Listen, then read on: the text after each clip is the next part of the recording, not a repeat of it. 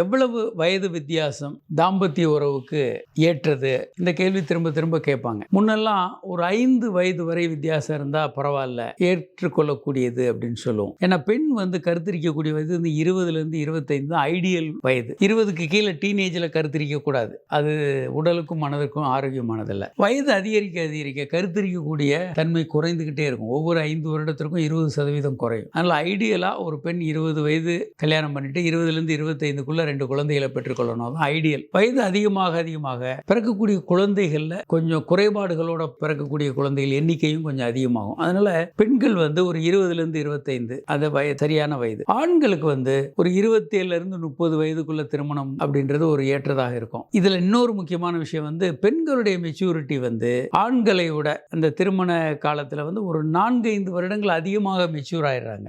Mentally ஒரு குழந்தைய வளர்க்கறதுக்கும் குடும்பத்தை நடத்துறதுக்கும் அவங்க தயாராகிடுறாங்க. ஆண்கள் ஒரு 26-27 வயதுக்கு மேலதான் குடும்பத்தை ஏற்று நடத்துறதுக்காக தயாராகிறாங்க. அதனால ஒரு 5 வருடங்கள் இடைவெளி இருக்கலாம். ஆனா இப்போ நிலைமை ரொம்ப மாறி இருக்கு. கல்லூரியில ஒரே வகுப்புல படிக்கக்கூடியவர்கள் காதலித்து திருமணங்கள் நிறைய வெகுவாக இன்க்ரீஸ் ஆயிடுச்சு. அதனால வயது வித்தியாசம் முக்கியமான ஒரு விஷயமே இல்லை.